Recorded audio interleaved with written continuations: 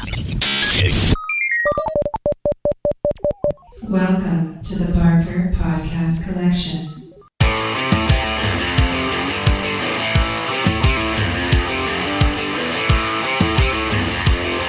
I suck, you suck, I suck at Call of Duty.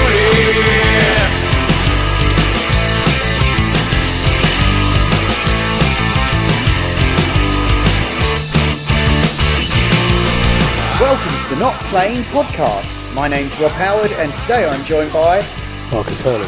And Well, it's that E3 time again. Although it's not really E3. Well, it's been digital E3, and there's been a few other things around it. They did sort of spread it out a bit. Basically, everyone's realised that Devolver and Nintendo had it right all along. Devolver especially, they know their shit. Right. yeah. We'll save monetisation as a service for later, and talk about some of our highlights of the past week, weekend and a bit, as things have kind of trickled out. But I think the main event really was the Microsoft / Bethesda conference, which had quite a few good things on it. See, I liked that one because it was a typical E3 conference. It wasn't anything utterly spectacular. It was on a stage, even without the audience. They did their thing. It was like the perfect example of an E3 conference, how it should be. Just enough detail about various areas, and enough trailers and everything, and some gameplay, and that was it. And some new stuff that you didn't know was going to show up. Yes. Yeah. Although some of it... Absolutely. Yeah, I'm looking at you, Slime Rancher 2. The lesser-known sequel to Bugsnax. Well, it was incredibly cute. Sorry, this isn't my highlight. I'm just calling it out because that if ever there was a thing where you just... I was watching it and I called the wife in and rewound at the start of Slime Rancher 2 and said, look at this and I dare you not to go... Aww, a cute little slime making happy noises as it's sucked into a slime gun. Sorry. I will never play it, but it was cute. Yeah, I mean, I'm starting there because probably one of my personal highlights would be that they showed some... Well, actually, it was more the case that they showed a trailer for Starfield, and it included a date.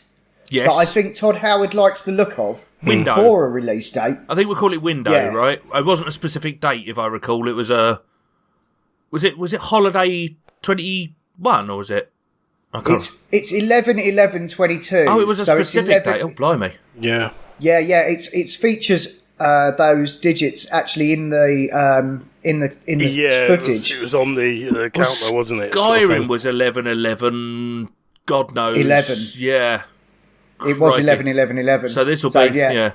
Wow. Skyrim is 11 years old, yes. So now we've got Space Rim. Yeah. Yeah.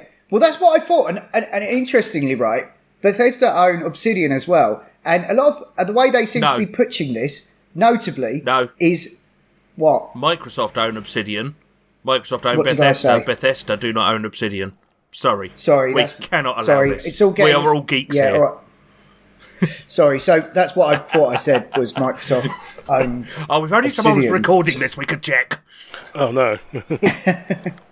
So the thing is, right, they are very specifically marketing this as Skyrim in space. Not Fallout in space, Skyrim in space.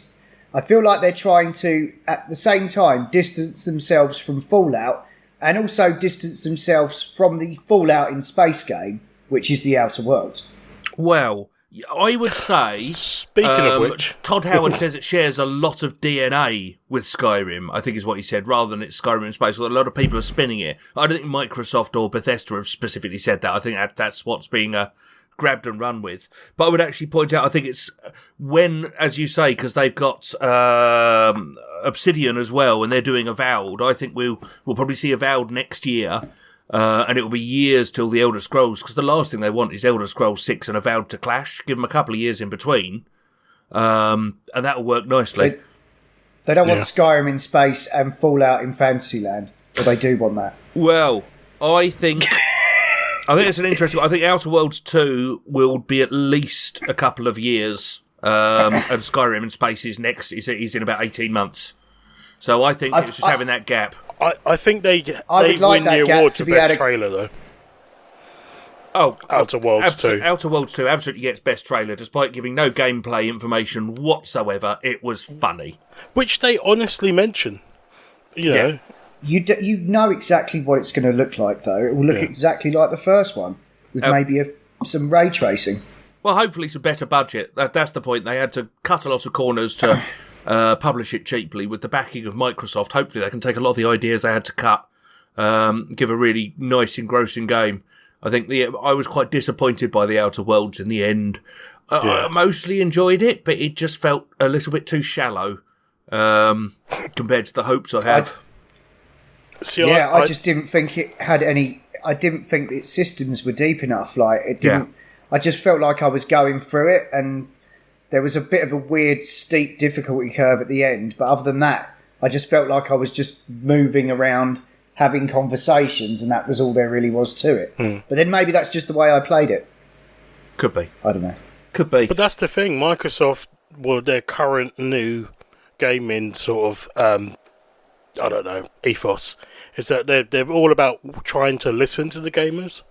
So maybe they'll have a say when it goes to them, like during the production, to say, no, we've got to address some of these, and they'll try and knock it a bit more out as a bigger title. At the end of the day, like they can early certainly... Not in a bullet. No, not early access. I mean, like, a lot of people have said that the first game was a bit shallow, and you yourself, Will, said that it was a bit rushed at the end. Yeah. So we've seen what's happened with Deathloop being delayed, which means that they're adding a bit more polish to it or sorting something out. So I think Microsoft will probably make sure that the next game to come along will have a bit more time spent on it and the budget. Yeah, if they get the time and the budget, I would expect the developers to always at least be having read the reviews, read the feedback, etc. Totally. So, but giving them time to account for it, yes. As the overall publisher, I'm not sure Microsoft would allow it to go out rushed again. Well, I don't know. Did you see Halo rushed. trailers? If you remember Halo from last year? That was delayed for like 5 million years, wasn't it? Yeah, and it still looks a bit shit, but we'll come back to that in a bit. There's a rumour that the Master Chief's going to be piloting the Starship Enterprise by the time in like the 29th century or some shit like that. Anyway, I just wonder if Starfield, as much as they're marketing it as in space, isn't it really just going to be on a load of fucking different planets? Planetary I don't exploration. expect there to be. Yeah, I don't expect there to be like much in the way of space combat. It's not going to be elite. You know, that's not the kind of game they make. It's going to be the kind of game they make with a different setting. Yeah. You know? I think there will be some combat elements, or maybe like a couple of missions. Oh, there will be combat for sure. There's a gun in the trailer. Yeah. There's a gun in the trailer. I'm just saying that they're not going to be like, we're not going to be flying around, spaceships. Yeah. No. That's not going to be in it. And therefore, it's like, so is it basically just going to be Outer Worlds with no humour? Or, you know, less zany presentation? Or Skyrim with space I kind of feel like... Yeah. I kind of feel like I've played that game, like, and it wasn't that great. Well, let's... And how can they make it great, you know? Well, what if the story's good? What if it's... Yeah. You know, there's other things to it than that. Yeah. I'm not excited by it, I will admit, because a sci-fi setting doesn't particularly tickle my fancy in general. There are always exceptions, but I find running around with laser guns less interesting than running around with swords and bows and arrows. It's just me. Give me an up close and a visceral every time. But at the end of the day, we'll see. At least we've got a release date. At least it's a real thing, apparently. Yeah, see, that's it, because when I saw the release date, I was quite surprised that they were that far ahead already. But then I realised that we've had, like, this year of fuck all. Do you remember what happened with Fallout 4? Well, it came out and it wasn't very good. Well, no, but the point is it was announced and released 6 months later. It was rumoured, but completely unannounced, and Bethesda took it to E3 and said it's coming out this November. Not next November. So they've built in a year's grace on Starfield. Yeah. Well, I just hope it's a bit more you know, I think the problem with Fallout 4 was they just made it all about the combat, and you know the stories just weren't as interesting. Oh, it was the base building that was my problem with Fallout 4. Yeah. Yeah, well, I think that definitely kind of took up a large amount of the headspace of that game. Yeah, for sure. Well, yeah, I'm not interested in that bit at all. See, no. I would have been happier if it was more about you and your mutt and all of the weapons and stuff you can do, like your dog being essentially like a sentry, perimeter sniffer, and all that sort of stuff. You know, send him off, see if there's a couple of things around, and he'll launch a couple of mines out or something like that ahead. You know, it's things like that, like just. So you're not so much, I've got this base on the other side of the fucking map that I've built, and I can only restock and stuff going back there, really. It's like you're on the road.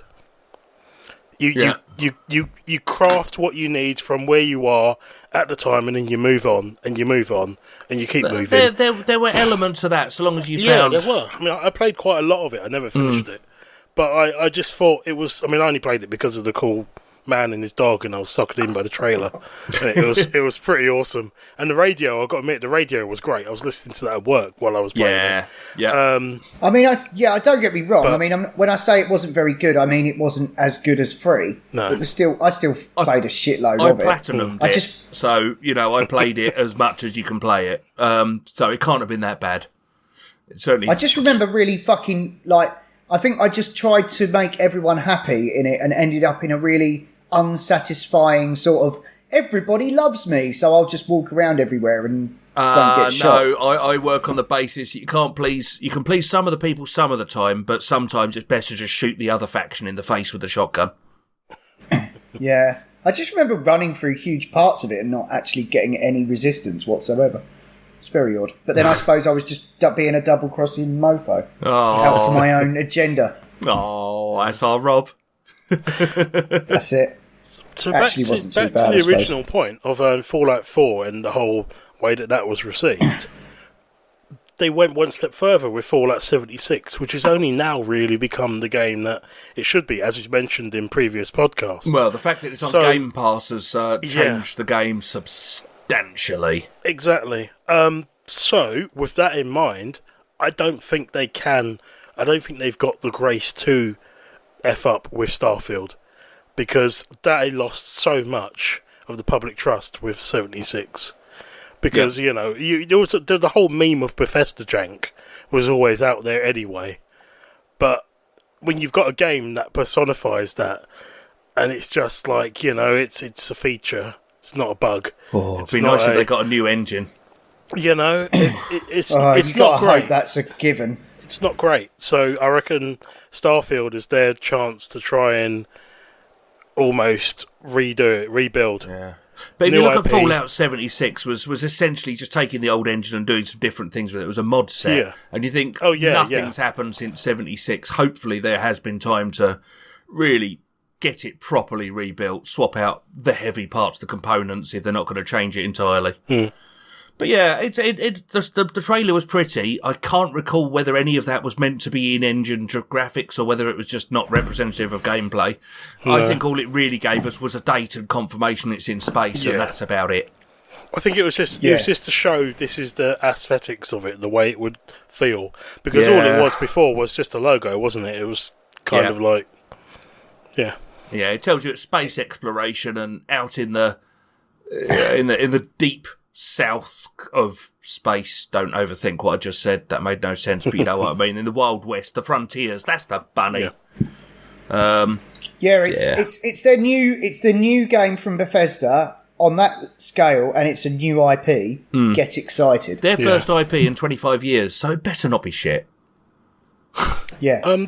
We were talking about it briefly before we started up, but I'll just, if it's okay for me to jump in here, it's kind of almost a segue. All right, then I'll skip joyfully. Let's just have an awkward silence. Well, no, I just wanted to, because we've already mentioned Outer Worlds 2. Does anyone have anything else to say about that? I await it slightly. At the end of the day, it'll come to Game Pass day one, which means I will play it day one. No hesitation Yeah, that's whatsoever. So will Starfield. Yeah, exactly that. This stuff, even when I'm dubious, I won't feel like I'm doing the Sony side and having to drop 70 quid or to get it on special and 50 down to £55 to play it on game day one. My Xbox subscription, I think, is now going to basically become a permanent monthly expense like Netflix, because they are continually giving me goodness. If I take a 6-month break, I take a 6-month break. But if they've got something like this coming out every 6 months, and they're talking about a new Microsoft Studios game every month. Now, the quality will vary, but this feels like value to me, because this is not just the PlayStation Plus, here's a couple of really old games approach. This is some big freaking stuff. I'm interested. I'll do both. It's like I subscribe to Netflix and I still go to the cinema. So that's the kind of paradigm that I think of it as. PlayStation is for your big blockbusters, and everything else will just be on the Game Pass. Yeah, unfortunately, I live 30 miles away from my nearest cinema, so screw that. I'll stick with Netflix. That's my idea of hell. Yeah. but you could build your own cinema, so it's like, I'm all right. I'll cope. No, that's a good analogy, actually. It's a good way of thinking it. Plus, you don't have to do the rolling over subscriptions anyway. You could always do that for a bit. I think I was saying to Rob, and then if they've got like a 3-month Game Pass on offer on one of the sites, grab a couple of those, and then you could kind of stack those instead, and you'd save a bit over, say, 6-9 months or whatever. Yeah.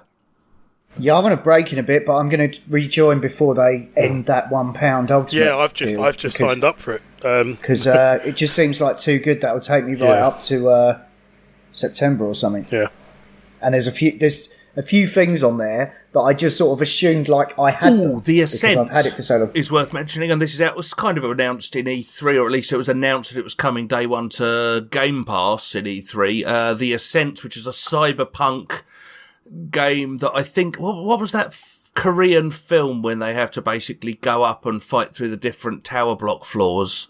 The Raid? The Raid, yes. I think it's, or maybe more like Judge Dredd. Oh, Dredd, yeah. Just Dredd, yeah. But the Ascent looks like a cyberpunk ascending a building action RPG, and I must admit I'm all over that, and that is on Game Pass, and you can download it now on PC. In fact, I have it downloading now on PC, and it is out in 42 days, 5 hours and 55 minutes, according to the Xbox app. That sort of thing will kind of keep you going, oh, well, I've downloaded that, I won't cancel my sub, because they're clever. And while we're on the subject of the Microsoft conference, because I've only got one more I wanted to mention from that, I think, was quite an interesting one coming from Arcane, who are an awesome studio, and it features what looks like some humour and lots of shooting of vampires, which is good. Is Redfall. Had a very cool trailer. Once again, no action, no detail on the game itself particularly. My only concern with vampires. Yeah, my only concern is that it's going to be a 4-player shooter, and I don't really ever manage to find people to play with online because my life and other people's lives don't quite converge when it comes to gaming time. So I'm kind of hoping if it's a standalone single player, like Borderlands can be or similar, that it can still be enjoyable. Well, I'll definitely have a look. If it's got crossplay, being an Xbox, well, I don't know if it's solely Xbox. If it's got any kind of PC console, it's all of the Microsoft, all of Bethesda stuff. I believe now, and I don't think I'm gambling too heavily here. Are coming out Xbox and PC. They're Xbox console exclusives. Yeah, but particularly if they're coming to Game Pass, they'll be Game Pass for PC as well. So if crossplay, I'll jump on. There's a couple of other ones as well that took us by surprise. Like, I think Rob was a bit merry when we were watching this, but the movie tie-ins was a nice touch by Microsoft. So you had Flight Simulator, and then you had the Maverick Top Gun movie tie-in. But more funnily, you had the Jack Sparrow Disney tie-in for Sea of Thieves. Sea of Thieves, that was bizarre. I know. We weren't expecting that at all. Was that Johnny Depp? I don't know. To be honest, I would kind of expect him to, because I don't know if he's going to get a whole lot of work I don't know Microsoft if plus it's gonna- Disney equals can afford him. So that was one of the Yeah. reasons why I've gone for the Game Pass, because I thought that might be quite fun if we ever. Because if there anything that was going to get us to play this bloody thing on multiplayer or give it a go, Oh, I'd be up for it. That I have it might be downloaded. because we've been looking for the right kind of silly game. So I'm freeing up some space on the Xbox, which is why I fired it up for the first time in God knows how long. And yeah, I got the Game Pass ready. Did the £1 deal, and I've already sort of redeemed a couple of bits for it. And then I'm going to download. Well, if it's and cross-play, I'll play with you. It is. I've checked. Awesome. Okay, sounds like fun. But yes, the Pirates of the Caribbean, was it DLC expansion? More? I think it's a mission. don't- It's basically, from what I've seen of the game when it first came out, there's the base game, which is you've got all of these sort of things, and then you go to certain areas, and it would initiate a quest. Right. And I think it's a DLC quest. So then it opens up an area, and you go there, and you'll just basically do this story with Jack Sparrow and Davy Jones and all sorts of mentalness going on, and it just kept going. I was just like, I was very mildly interested in this game, but now I'm just like, this looks kind of fun in a very stupid way, as the game should be, you know. What's that one? Sea of Thieves, the Pirates of the Caribbean. yeah, the Pirates of the Caribbean crossover. You played that, didn't you, Will? I played Sea of Thieves, but I kind of had to go on my own, and there was no one to Yeah. play with. Oh, And no, that's- it's a social game. King of Seas. No, if we get some time, or maybe that'll be the one. next episode to talk about the stuff we played recently. But no, very different game. Word salad. Yeah. Yeah. What? Sorry, was there something you were trying to mention, Marcus, before No, it was just going back to the whole idea of games that were just a logo with no details. And for me, I've always interested in what the hell Elden Ring was going to be. There was all these memes and stuff, you know. It was Elden Ring, oh, it burns, and everyone just was using it to make Lord of the Rings memes and stuff like that. Even, I can't remember his name, Jeff something, from the Summer Games show, was basically making a joke out of the fact that he was in jail because he just people kept asking him about this bloody game when he couldn't say anything. So when they finally showed it, he actually went, "I'm out of jail, I'm free." I was impressed, considering we saw absolutely nothing of this game except a logo. And there was nothing. And I'm impressed with what's going on. It's a FromSoft game. Yeah. I was expecting, you know, something looking a bit more Bloodborne-y, but they've definitely upped the Souls sort of game, but they've gone a bit mental. So it's kind of got the whole crazy boss thing and stuff like that. But yeah, it looked really good. I was checking out a 4K trailer for it. My God, it looks it looks insane. Like, FromSoft aren't the prettiest games in the world. I wouldn't say... Yes, they are. No, they're not. Well, Yes, they fucking are. Rob They- bought they the PS5. they look amazing. Remake. They look good. They look good. But it's... I can't think of other game that isn't more renowned, or another software house that's more renowned for how good their visuals are. it's not just the visuals, it's Visuals for me, I mean the worlds that they build are stunning. Ratchet and Clank, I think, is The graphics, a they prettier don't game. push it all the way to the nth degree, but it's more than enough. It's not me shitting on the graphics at all. I mean, they look stunning, but it's always been about the world that they craft and the lore and all that sort of bonkersness they throw in. I think it's more like the creature design that I'm probably And the getting at, I suppose. characters and the garms and everything and the people you interact with. Like I said, the whole world. It's the world building that's stunning, and this just looks like it's not going to disappoint for those that play it. I don't think I'll get around to it initially, soon, because it might just be PS5 and I haven't got one. But No, it's cross-gen. It's not a next-gen game. Oh, blimey. Yes. So yeah, I might give it a go, but yeah, it's going to be. But I was just impressed, considering we saw absolutely nothing from it to that, and it looks like it's going to be another one of those games that is going to become quite popular. Yeah. Anyway, moving on. Yeah, I must say, Elden Ring, for me, nah. I just know I'll never get into it. There would have to be like nothing else out for months either side of it for me to play that. It looks like if George R. R. Martin and J.R. Tolkien got drunk together, had a love child, who was born of evil incest, and the world that they created was some nightmarish version. That's the only way I can kind of describe the game. Yeah, it looks interesting. I must admit, one of the games I didn't see, which felt more like an interesting fantasy world, was the new Final Fantasy, which was announced last year, 16, which was looking like it was inspired by Dark Souls. I was hoping we'd see more of that. Yeah, I know. I was hoping as well, but Square's one was a bit... Yeah, lots of people disappointed there was nothing from that.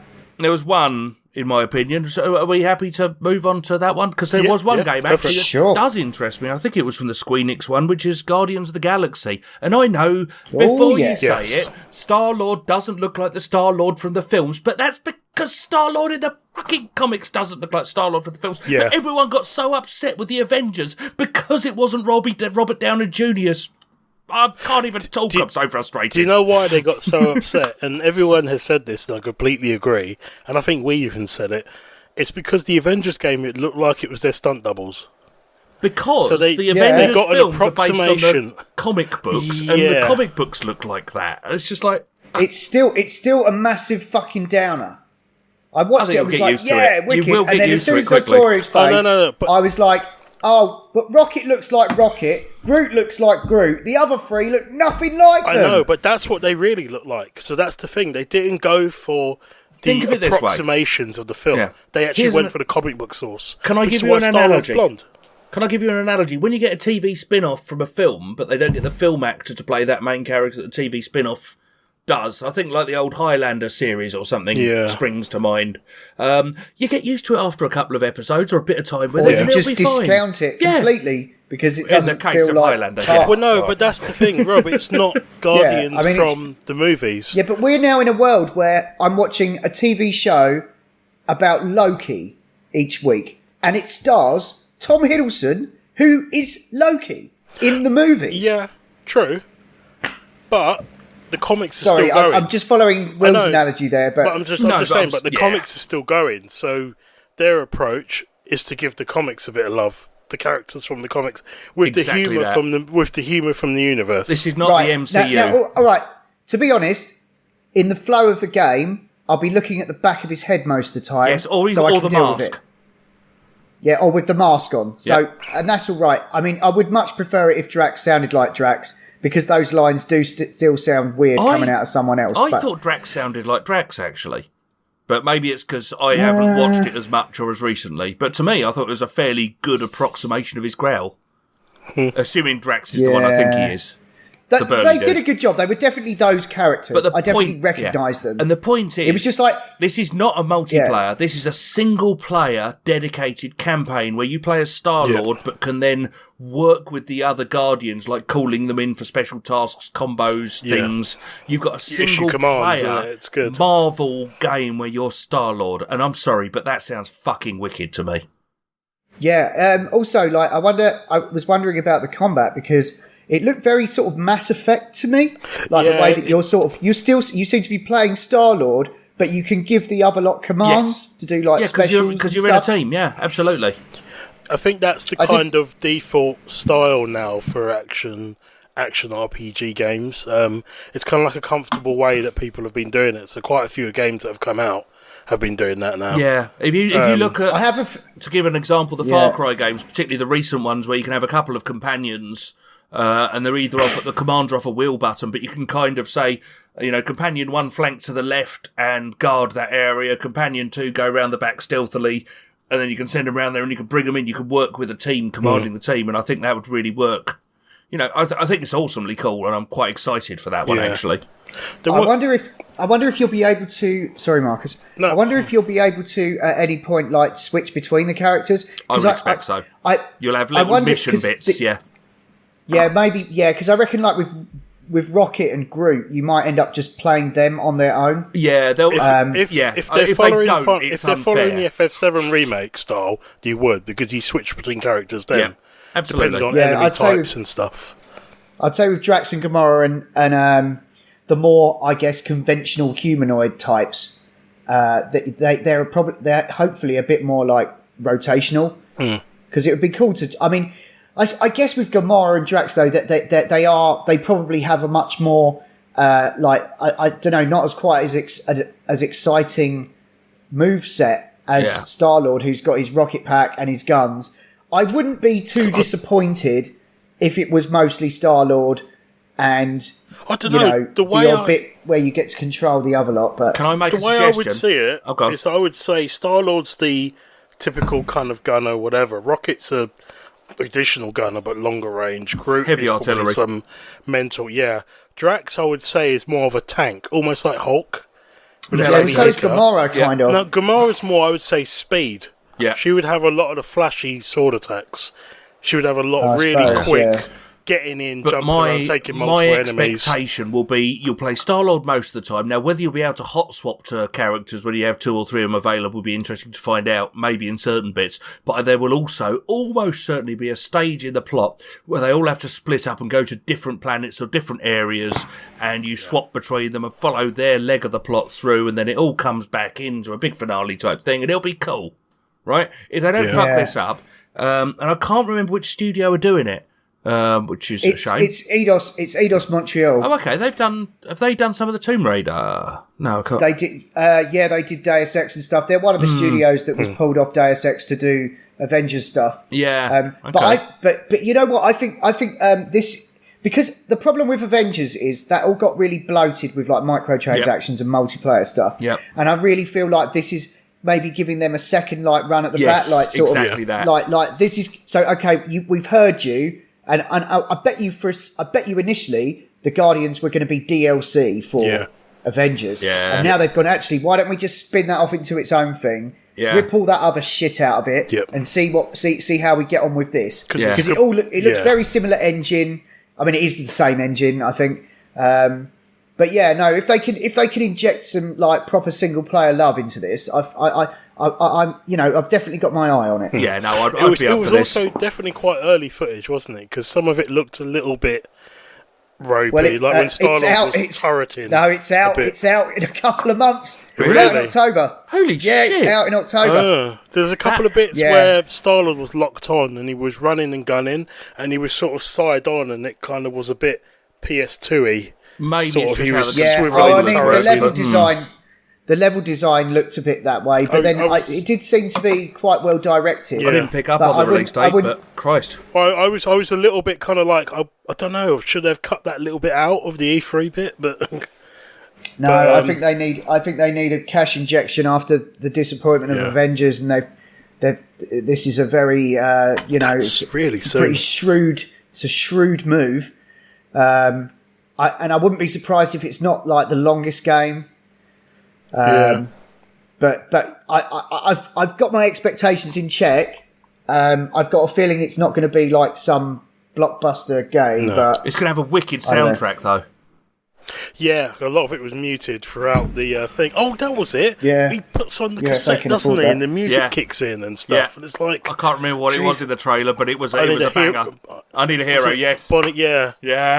that's it. I think if they can license a really good quality 80s soundtrack, that will elevate this game. But that was the maybe core you of Guardians, though, isn't it? Maybe, and this would be pretty cool, maybe Star-Lord could find cassettes as he goes or something like that and build it up. So how good would that be collectibles? It starts with a good soundtrack, but to actually pursue the collectibles on a single player, it gives you additional tracks on your playlist or something like that. Now that there's I think so would be many pretty cool wicked. things you could do in a Guardians game. Yeah. I hope they don't fucking screw it up. Yeah. But it's good pedigree. I just hope that they've been given the time, and the The fact resources that they it's need to confirmed actually pull single this off. player, not as a service. Let's just see it, because I just think this could be good. Anyway, I think we spent quite a lot of time on that one. But actually, now we've talked about it more, I'm more excited than I was when we started talking about it. So I'm happy. Yeah, me too. Me too. I'm still a little bit wary with that release date being so soon. But then, other side of the coin is it's cool that they've announced something that's actually coming out this year. Yeah. I didn't think there actually was anything coming out this year. Well, apart on the from Ratchet and Clank. subject of things coming out this year, there was another one. The only thing that actually particularly grabbed me from the Ubisoft conference, and there's normally a couple of things, and it's a thing we're already fully aware of, but there was a wicked old trailer for Far Cry 6, giving some background on the big bad character on a ship full of escapees, And that was superb. And also the DLC. Now I didn't play Far Cry 2, and 1 was so long ago I can't remember it, but I really started Far Cry from Far Cry 3, and you get to play the main best baddies from Far Cry's 3, 4 and 5 in the DLC.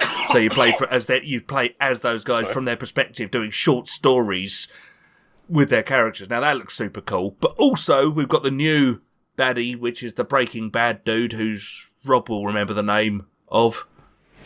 Gus Fring or Giancarlo Esposito. That one.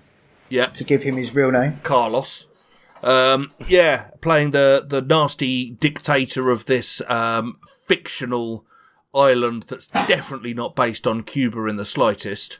It looks super. Genuinely super. Lovely, charming, delightful.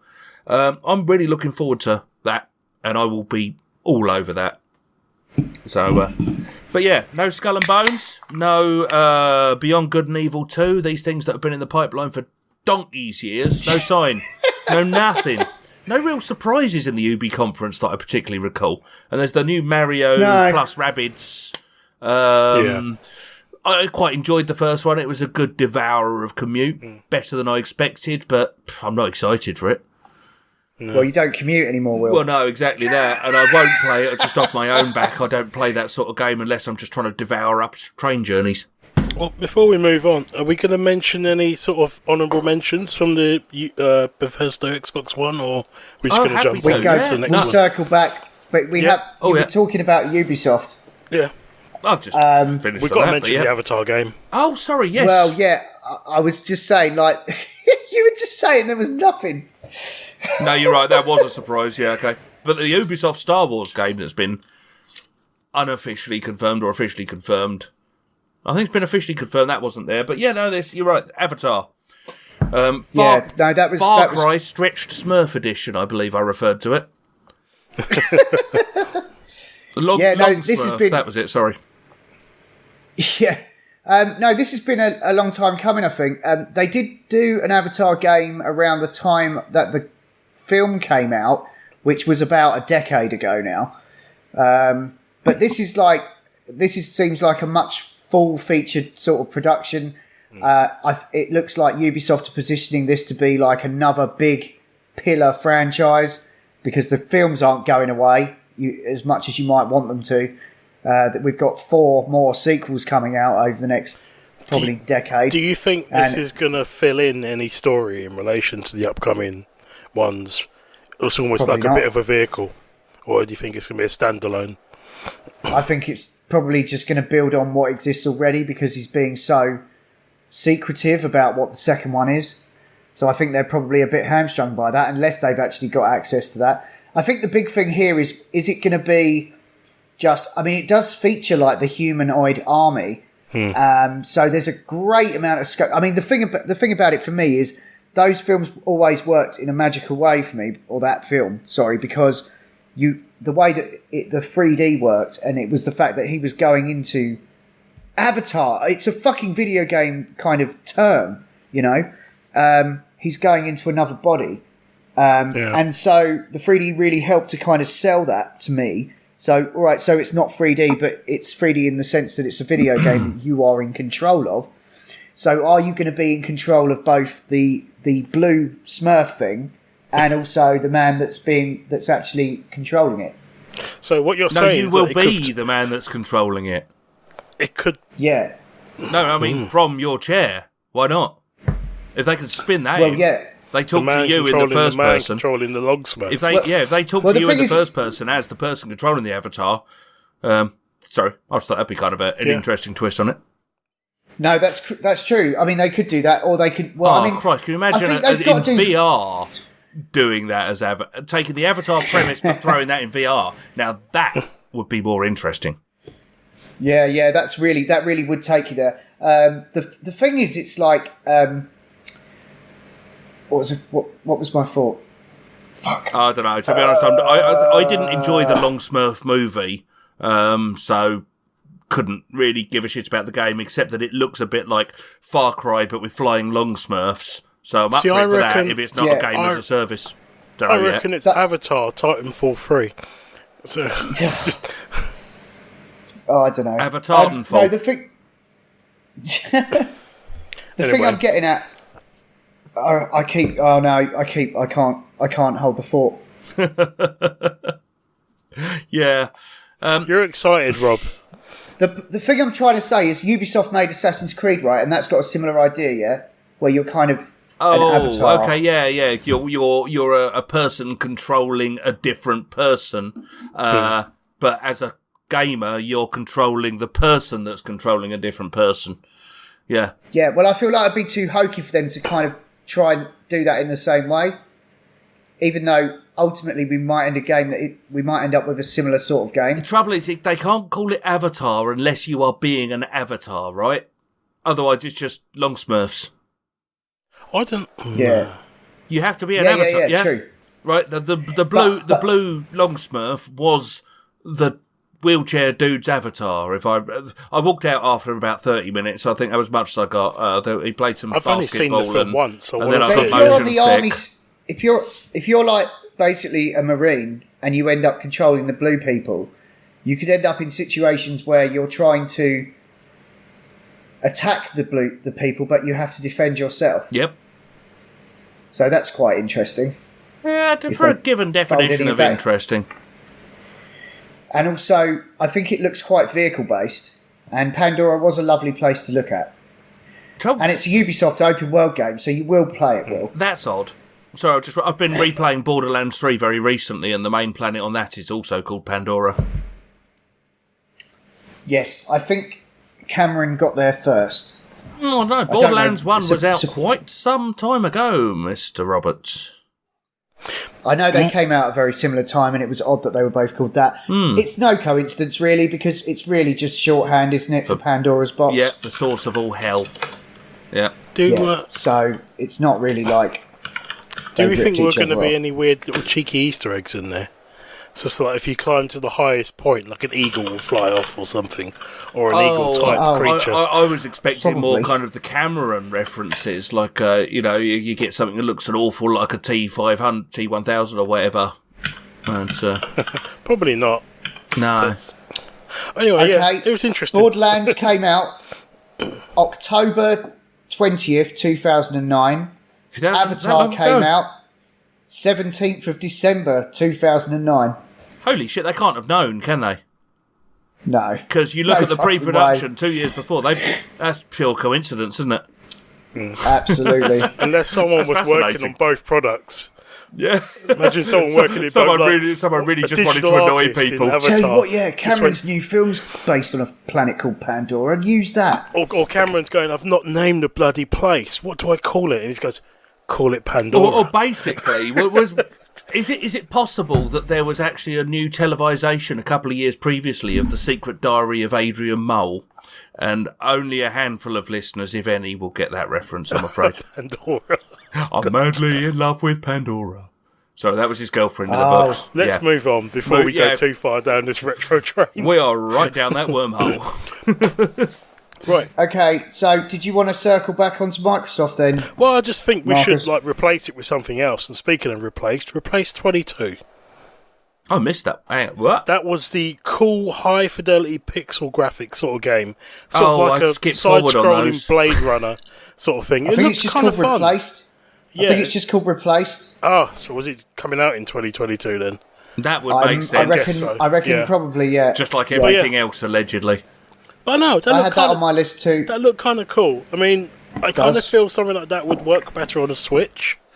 But with the Xbox, you can play a lot of games on your mobile. Well, the other point I would say, Marcus, is Microsoft are licensing a lot of their stuff across, like Cuphead and other stuff. They are sharing. They just won't share with those nasty PlayStation boys because they don't share nicely either. No. That's it. Yeah, so that looked kind of cool. I just thought that was worth a mention because I don't really mention indie games that often, but it really kind of stood out and looked like it was trying to be more action rather than just the sort of hack and slashy sort of stuff. Oh, and the Xbox Series X mini fridge, which they stuck in right at the end. Yeah, I don't understand this. Basically, it's just everyone's like one of those everyone joked about how the Series X looked like a mini fridge. So right at the end of the conference, they've released the Xbox Series X mini fridge. I suppose if you go down that fridge. route, you could just take the carcass of a PlayStation 5 and use that as a full size fridge, right? Probably. Yeah, you could, yeah. Or a binder. Or the Eye of Sauron, yeah. Yeah.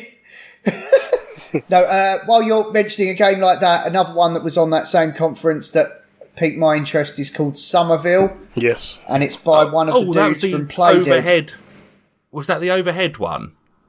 It's sort of isometric-y. I've got a feeling it's going to be a bit all over the place. But it's that super like it's by the Playdead who did like Limbo and Inside. Okay. The angle sort of varied because there was some side scrolly stuff where it's the whatever lighting angle it was needs very to be similar. for the best angle of the shot. It's just an incredibly cinematic There was 2D one. Was that game. the one with Willem Dafoe in it, or was that a different one? That's what I'm sure there was a game that's like a cinematic. They called it an interactive adventure or something like that, and I'm sure it was Willem Dafoe. I don't think it's this one. But you're running around with a dog and stuff, and it's just I did see that one. It's very sort of. I mean, it's mad. It looks like it goes almost behind the shoulder angle at times. Yeah, and then the rest of it goes 2D. Yeah, I think and then it's isometric. It's really difficult to define. I think, other than it will just be incredibly cinematic. There won't be any UI as such. It will just be like you're either alive or you're not alive. Yeah. Try again, sort of stuff. You know, like that's like how Inside works and Limbo. Yeah.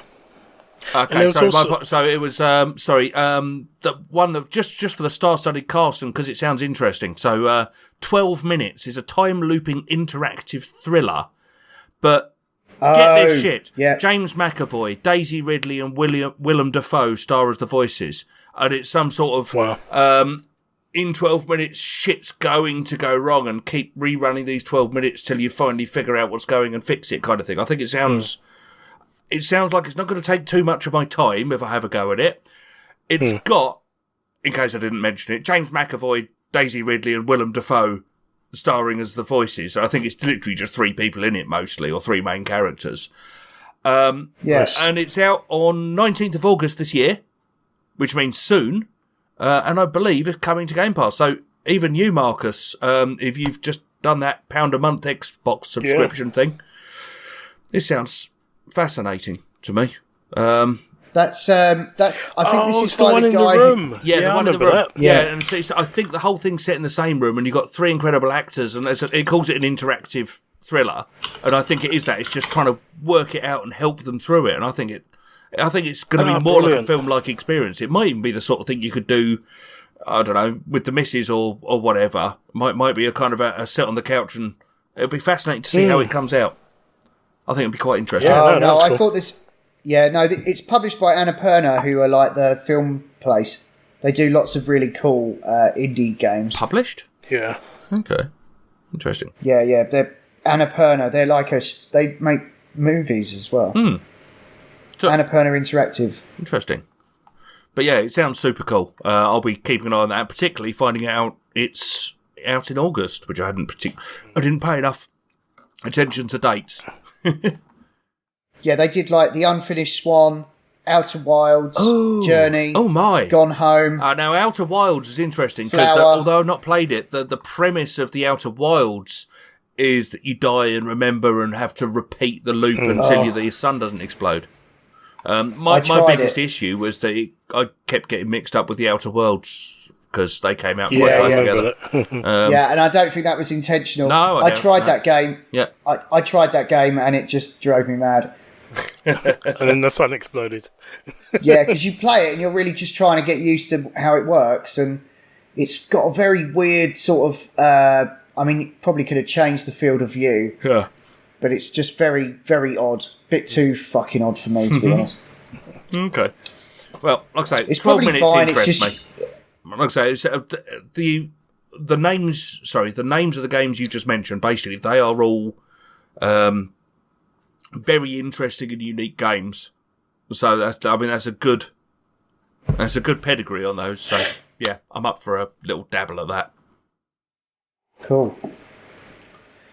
Right, I've got what one have we missed? So yeah, Plague Tale Requiem. Obviously, I'm really chuffed that's getting a sequel. Yep. They're onto a good thing there. First one's now on Game Pass. Yeah, controlling rats and stuff. A bit stealthy. You know, the first one felt like a slightly less polished Uncharted almost. You know, like that sort of level of story and interaction with the environment. So remind me, please, I Rob. loved it. Was this one of those studios that Microsoft brought a year or two ago? So they'd put this out, and then it was announced they were being bought. Was that? No, I think this is Focus. I don't think they own this one at all. Okay. So it's coming to Xbox. Okay, that be well. They may have just bought the exclusivity then. Quite an interesting one. Possibly. But they bought so many studios, it's quite hard to keep track. But it's an Xbox. It's coming to Xbox consoles and Windows in 2022. So maybe they bought the exclusivity. It's on PS5 as well. I suppose it's possible the article I'm reading missed that. Okay. It will not release on PS4, so this is a proper next-gen game, apparently. Cool. I must admit, Is it on X? I saw the walls of rats and the sheer misery stuff, and I'm kind of with Marcus on this.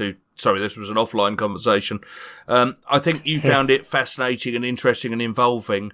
I don't think there's enough laughs in it for me.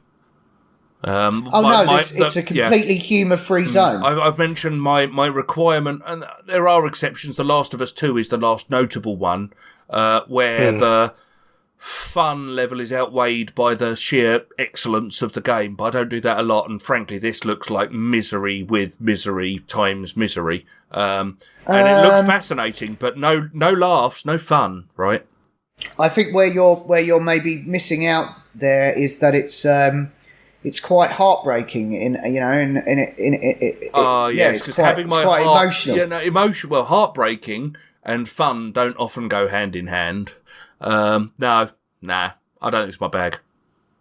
But we'll see. No, well, I loved it. The first one. That was like my game of the year. A beautiful story is a good thing, but my trouble is, I don't want to. Nothing else. It looks fantastic. It's gorgeous. I saw the graphics. I saw the trailer, and it was stunning. But nah. Just imagine like.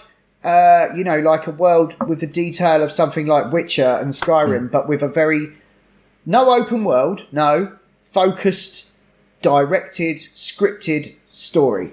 Yeah. No fun. That's the appeal. Need more laughs. On the mic, sorry, one other thing which is kind of just missing the point. Can you not just like imagine the rats are talking in a high pitched voice or something, or just like a couple of them wearing comedy hats, and I'll be fine. You get to interact with the environment in interesting ways, like laying traps and directing these mice to like snuff out light so that you can. Did you say that's on Game Pass, Rob? I think I saw it when I was having a look around. Yeah. First one is. Maybe I'll take a look. Seeing as it's on Game Pass, maybe I'll take a look. I'll give it an hour, and then I'll be able to speak from knowledge whether it's too miserable. Yeah, to be fair, it came out at full price, and I just borrowed it from work, so I didn't stump up for it myself. Can I just point out one thing? In Far Cry 6, one of the companion options is an alligator in a t-shirt, or you can have a psychopathic cockerel with a studded leather necklace. I saw that in the trailer. That by the way is fun. That sounds stupid to me. Yes. I was more intrigued by the Doom buggy where you pull the lever and it takes off with a parachute. Yeah. That looks fun. Far Cry is becoming more and more fun with every iteration. They're going madder. It was mental. It's just Anyway. While we go on madness, actually, there was only one game for the Nintendo conference that particularly caught my eye, and I think it was the one they opened with. I must have accidentally skipped over that. Which, it started off serious, and I think Marcus may have watched it. I can't remember if it's Tekken X Smash Brothers or Smash Brothers X Tekken. I was going to mention that, only because... Go on. I mention this every time there's a new Smash character reveal, because Nintendo, how much money must they have? These lawyers... doing these deals with. If you look at how many companies they work with, it's absolutely mental. You had Bandai Namco already supplying a character, which was Pac-Man. That was from way back in the early iteration of it. And now you've got one of the staple characters from the Tekken series in there. So you've got Tekken, Street Fighter, you've got Bayonetta, you've got... you could go on and on and on. You've got characters from Fatal Fury. You've got all of these and loads of stupid RPGs. You've got various Zelda characters. Yeah, you've got various Zelda characters. A lot of them are from God, what is it? Fire Emblem with some JRPG I've never played, but I've at least heard of it. And you've got 2 Final Fantasy characters. And Square are absolute bastards with their IP. Absolute bastards. And you got Cloud like a while ago, and then they've just chucked in fucking Sephiroth. And it's just like, I don't understand this game. It's just a brawler game. But it is literally like video games, the game. Keyword search. And it's got fucking Solid Snake. Konami are like... They're worse than the trolls in Gringotts. They don't let anything go. They're like, they're like fucking Gollum. How the hell is Solid Snake still in this game? It's just I can't play it because it's a party game. They're selling Switches, aren't they? It's on loads of systems. It was on the Wii U before that. Yeah, I mean this is the ultimate version. But is the it reason ultimate? they'll let I thought this Nintendo was. have it. Sorry, I thought this was a new game. I thought this was Smash Brothers X Tekken. I thought this was a separate game. No, it's DLC.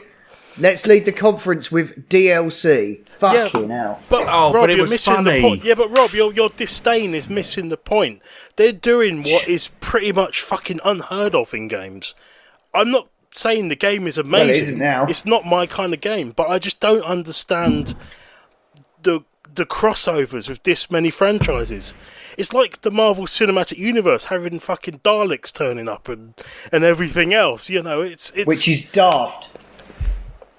Daft, you say, but it's fucking. You've got time travel and alternative universes, he says to the fighting and you've got cockerels and multiverses going crocodile. on. Exactly. I have contempt for all of this. But good, he says, for but rats you were just and telling doom. us about a game where you're controlling rats. So Yeah, but that's like real. That's real. I mean, to be fair, Dishonored games, are the ones I did particularly enjoy, being some of the bleakest games I've ever played, and you get to control rats in them as well. I'm just valuing coherence, is all. I suppose, I guess if it's set in a place where alligators are, I'm appreciating they could wear a t-shirt. A game that exists as a brawler game. Everyone's copied this type now. Everyone's copied the Smash Brothers formula. The platforms are you pick characters, and there's like 4 or 8 people on there, and they all smack each other around, and whoever survives is the winner. And it's a genre now, and loads of games have started copying this, and because it's been ridiculously popular. But I appreciate the fact that they keep bringing in characters like you've got fucking, and they showed it on there. You've got like Tekken and Street Fighter. You've got all of these different characters from so many different franchises, and people can just pick them, and they've got their signature moves and stages and music and stuff, and it's weird, and it's like Japan with a capital J, and an exclamation mark. But I love that they're doing it. I absolutely 100% love that they're doing it, and I wish that there was a game that was a bit more kind of like Kingdom Hearts, where it's less of the shit, that had a story that was better, that could cross over like this. Some sort of multiverse story. It would be like playing the Guardians of the Galaxy game, and then you kind of jump into Spider-Man. Like, imagine the Spider-Man game, you jump through a portal, and then you've got fucking Tobey Maguire Spider-Man there, and you've got, you jump into that world and stuff like that. I would love to see more of this sort of cooperation between studios and IPs and characters and all that sort of thing. It would be awesome, and this is why you love all this. You loved it in yeah, but Rob, you love it. This is why the MCU grew. No, I'm not into crossing the streams like that at all. I'm not but into the next Spider-Man's gonna. Yeah, but, well, within its own within its own mythology. No, it's not. Well, it's not its own mythology because you're going to potentially, and it's the worst kept secret, potentially there's going to be multiple Spider-Men from different studios. Yeah, well, I can That's get my head crossing the around streams. that. I don't mind that. No. If they put fucking Ghostbusters in it, then I have a problem. Yeah, but this is what I mean. You There's like no Ready Player One. You like seeing it like fucking. Yeah, but Rob, Ready Player One, the franchise context. Yeah, but no, Now it's then, not. now Ready then, Player now One. Yeah, but you say these terms and it's like you put a stamp on it, but you're wrong. You're 1000% wrong. Ready Player One works because the context is fine for this to exist. This game works because the context of it being just a base level characters beating the shit out of each other on platforms, and they guessed from different things. They did that from the start. So the fact that it's just expanded on an exponential basis, that's what fascinates me and why I keep bringing this up, because it's like, who the hell's going to turn up next? I find it genuinely interesting. I'm not pimping the game to say it's the best thing in the world, but I'm genuinely interested who the hell's going to turn up next. Just the more and more they do this, the more it devalues each franchise. No, it doesn't. IP It does to me. not at all. I don't know It where that fucking comes does. from. It fucking does, because you're just combining it all into a fucking mess of shit. I can't get immersed in any. I prefer Rob, to be no immersed one's in any telling single you one of to. those Why things. you should not be offended by They it. are. That's why I avoid all those sorts of games. Yeah, but they're not Now telling then, you to gentlemen, buy as it. They're your not knocking on your mediator, door. If I may. No, but what? No, but no, anyone. both of you. Stop it or I'll bang I'm your just heads sa- together. No, my turn. I think this is a game that Marcus likes and is interested in, and I think it might be a game that Robert isn't. It's not though. He said he No, wasn't no. even interested in it. No, I said I've played. I bought the original one, Smash Bros, not Ultimate, on there, and it was interesting, but it's tough. It works well as a party game, but I won't be playing it much myself. I said my interest comes from just the achievement of getting all of these characters in there, which is an fucking achievement. money, mate. It's money. That's the fucking achievement. Yeah, but it's more than just money. Because, Oh, it fucking is money. yeah, but you don't know anything about Japanese politics then. I And only the work for a companies. Japanese video game company. Yeah, I know, exactly. I know what it's about. It's about money. Guys. And it took this long for Sega, for Sonic to turn up in a fucking Olympic game with Mario. That was years This ago. would never have happened in the 90s. That's the Japanese No, not politics then, of because it. they had their own hardware platform. Yeah. Anyway, It's money. Well, that happened. So, speaking of money, Devolver. Devolver. Do you mean the Devolver Max Pass Plus Showcase, monetization as a service? Yep. That's what it's about. Disgusts me. I love how we've segued into this. It's like the ultimate fucking satire of what it all I'm is all using about. the vitriol to fuel us into this, to just The guide future us. of the future of the future of the future! Are you drinking Stella or something, Rob? Because you seem very angry. I'm looking behind him to see if Emperor Palpatine's like egging him on. 'Cause, Oh, it is Stella. Okay. yeah. Yeah. So, what delighted me most about the Devolver showcase was it took over 8 minutes and 30 seconds. It was just over from the Yeah. start of it, which was all it's basically a short film. If you go on IMDb and you look up the cast, it's listed as a short film and a comedy, right? And that's Yeah. perfect. It's about half an hour long, and if you haven't watched it, you should just watch it. It's basically, it's got a small number, and I would say it's possibly 30% tops gameplay trailers and 70% madness. It starts with a recap from the previous Devolver ones, the story so far. And you find out how Nina Struthers is actually just a dreaming executive assistant, and how It's like a it's temp, just isn't mad. she? Or something? Yeah, she's kind of like a temp, and it's just the most violent, cutthroat, nightmarish organisation. That, yeah, we've made hundreds of games, and they've been the best, and people really like them apparently. And I don't know anything because I'm a money grabbing executive, and we want to push the Devolver Max Pass Plus monetization as a service, and it's deeply tongue in cheek, but clearly there is a there scene might where... be a play on Microsoft's let's spend all the money and turn it into the Netflix of films kind of vibe. Just a thought. Yes. Sorry, go on, Marcus. There's a scene where the same woman that's making that speech, she's standing there and it says her name and it says the actual CEO of Devolver.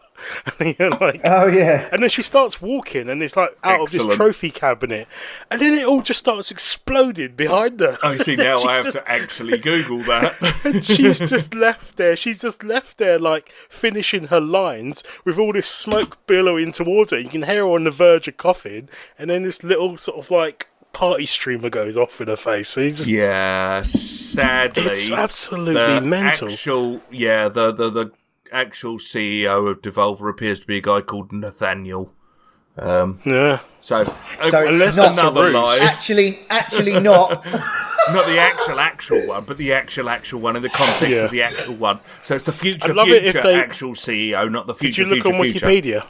I'm on Wikipedia right now, yeah. I'd love it if right at the bottom it says edited by Devolver. Oh, God knows. It's bonkers. And I'll be honest, I look forward to the Devolver conference more than anything else in E3 every year now. It's a delight.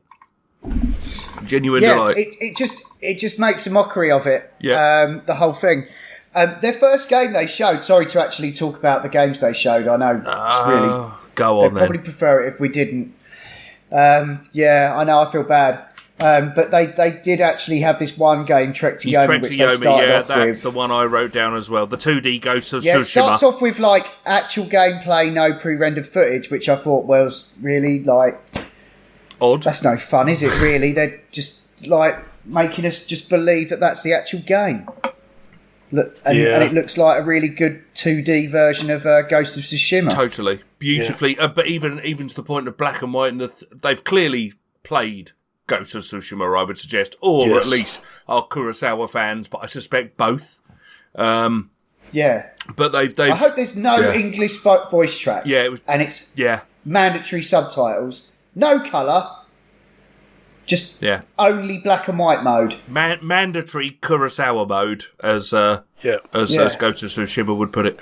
The font seems to suggest it, doesn't it? Kind of. Oh, it's got like Run a to motion. Yomi or something. Yomi or something like that. Can I just point out that was the thing on the top of my notepad, by the way, because I've been looking forward. Yeah, no, this one genuinely excited me a little bit. But then they sort of countered that.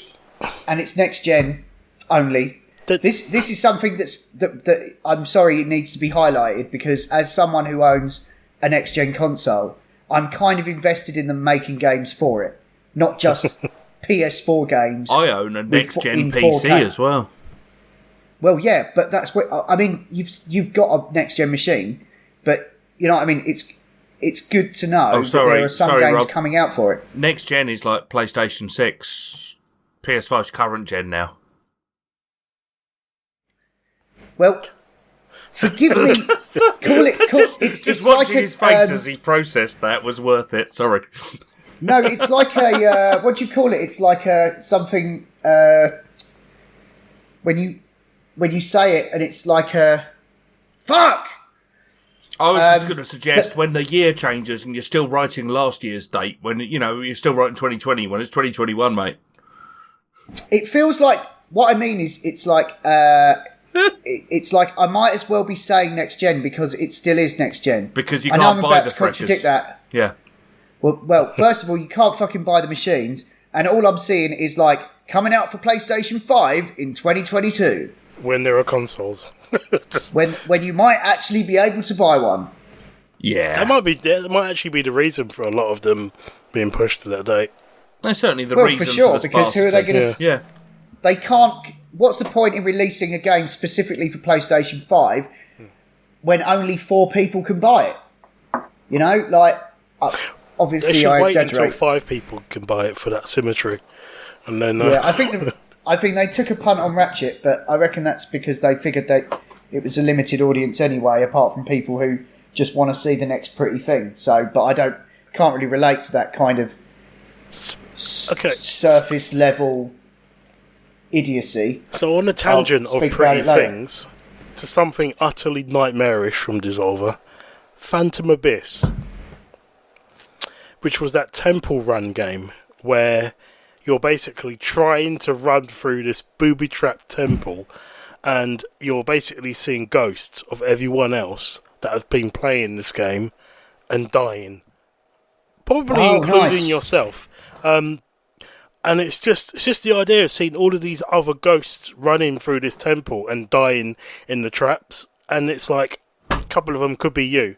I basically said it was. I've written down a note on here: Phantom Abyss, or in brackets, Anxiety Run, the game. That because looks genuinely stressful. I put a Mirror's Edge style scary temple trial adventure with Dark Souls style phantoms of other players who died before trying it. That was my description of this game, in case I couldn't remember it. I did a few of those. God damn! That in VR would genuinely kill people. I think it's one of those cases where I couldn't play this in VR. Where if the mind dies, the body dies with it. I think there's. Yeah. I genuinely think it's just one of the. It's the first person. It's seeing the spikes jumping up in front of it. It looks stressful, deeply stressful. It looks I don't horrible, think I could actually take pleasure in that. Just watching the video is stressful. Yeah, it's mental. I couldn't believe it. Can I? One I particularly saw and wanted to call out was immediately the eyes and the hats were the Final Fantasy VIII Black Mages. Yes. And I wrote down Final Fantasy VIII Black Mages Western, and then the title came up and it was Wizard with a Gun. I was like, of course it is. Of course it is.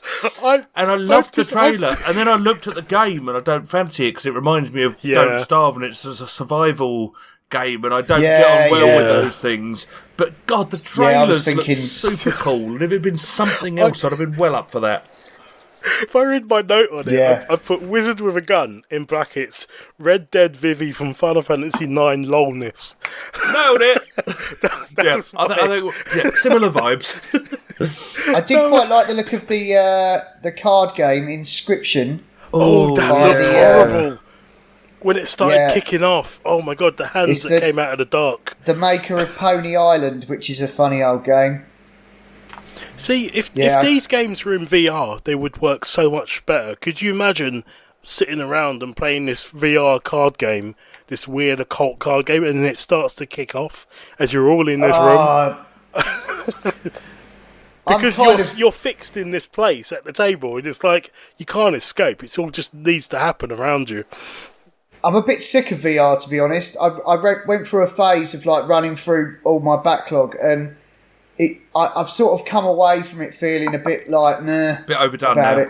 Oh. I think it's like one of those waves and troughs things, maybe. Maybe you're in the trough right now. It'd be interesting to see what comes out. But I still think the Avatar game, my idea, whether it's for Assassin's Creed or Avatar, when you're playing that person that's then controlling another person, they might as well talk to you directly via VR, and that would be just super cool. Yeah.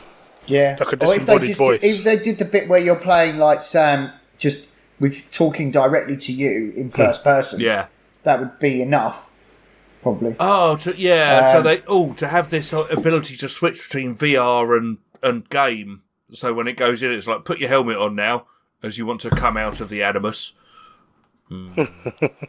That's just going to confuse most people. I think that Nintendo annoyed people with that, with the Wii U, with their version of Batman, where you had to take yourself out of the game to look at the little pad to start doing the solve the mystery things. As much as a gimmick, it kind of ruined the game a bit. But yeah, no, I know what you mean. Not ideal. Does anyone want to mention anything else from E3? Perhaps that's everything for me. And how long is this? Yeah, we're on about just over an hour now. Yeah, hour 13. I've got. I would personally say that's an ep unless you got specific mentions. Well, I've just got a couple of things. Unlike Rob, I was quite happy with the Nintendo conference because they actually showed some games I wasn't expecting, like a new Mario Party game. I really wasn't. I didn't see that coming. That was that was a rehash of old Mario Party games. To be fair, yeah, but in new graphics. That surprises me. Well, ignoring that voice from out of left field, that's clearly gone a bit gammony. I'm going to ignore all of that because I'm not going to go and buy old consoles or an emulator to go and play more of these. And I was hoping... Oh, they love that you don't want to do that. I was hoping The that... classic mini games are it's being like an old tango reinvigorated. from the 90s, isn't it? It's going to start shouting oranges. Sorry, it's low-hanging fruit, Marcus. I can't help myself. I know, On the but I outside, don't soft give in a the middle. fuck. Right, so I'm going to carry on. Sorry, son. Beer! But yeah, I'm happy because I always wanted there to be more DLC for the Super Mario Party, and there weren't because the company they hired for it went on to do other things, and I think the relationship didn't really work. So they were making shitloads of other stuff, which is why the game kind of felt a bit unfinished, with just a couple of maps and stuff. Whereas this looks like it's going to have a lot more. So I'm going to wait around. I'm not going to get it day one, but I'm happy that there's another option on the Switch for more Mario Party because me and Suze have got so much mileage out of the previous game. Yeah, I think it's a great couples ridiculous. game. It really is. We just got so much. Like Drunken Mario Party was a thing for ages. Well, Sarah and I. It was a long we time were ago. around, I've had yeah. you and Suze Yeah. over for that. Yeah, it's a great game. Yeah. So that was pretty cool. Advanced Wars remake. Nah, this is alright. Metroid Dread looked kind of fun. Yeah, there was nothing on that conference other than... For me, Yeah. the Breath of the Wild 2 tease, only because it looked like there was a hardware up-res. And I'm wondering whether that's on existing Switch hardware or new. It would have to be because they Because aren't gonna yeah. they aren't gonna bring out a new one and expect everyone to have that to sell it to them, are they? Or are they? No, I mean, I don't suppose. know. I don't know, but that's the thing. This is just another tease of the game. But I'm just curious as to whether we'll hear anything more about this fabled Switch, because we're hearing all of these little pockets of information about the hardware because people have been finding it all over the web that they've trademarked this and another company's producing this for that because fucking super uber nerds and their detective abilities, which I'm thankful for because we don't have to mine all this shit out of the internet. But yeah, no, I was kind of hoping to get some sort of hint on a new Switch, but I guess there'll be another Nintendo conference because they always do them as and when they want. Yeah, same as Sony. For me, though, the most disappointing thing of this E3, no more update on that game Stray, with a little cat set in the future. Oh, yes. Well, that was on the was PlayStation, last though, year, wasn't it? wasn't it? It was PS5 and maybe PS4. But I thought that was hoping- part of the PS5 reveal. It was, yeah. It was part of the... Yeah. It was part of the... whatever they call it. It was also on PS4 as well, because I was happy because I'll be able to play it. Because obviously I didn't have a pre-order or anything. But I was hoping to hear a little bit more of that, but I've not seen anything. Well, maybe we'll find something out on the next State of Play. Maybe, hopefully. Thanks for listening to the Not Playing Podcast, part of the Not Listening Podcast Network, where you can also find the Not Watching Podcast, where me and Marcus talk about movies and TV, and the Not Listening Podcast, where you can hear Adam, Ash and Will talk about all kinds of nonsensical nonsense. You can email us at notplayingpodcast@gmail.com, or you can tweet out or follow us on Twitter at notplayingpod. You can find the show notes for all our shows at notlistening.co.uk, and if you like what you've heard there, please do leave us a review. Anyway, that's all for now. Until next time, stay safe out there. To agree, 'cause I suck.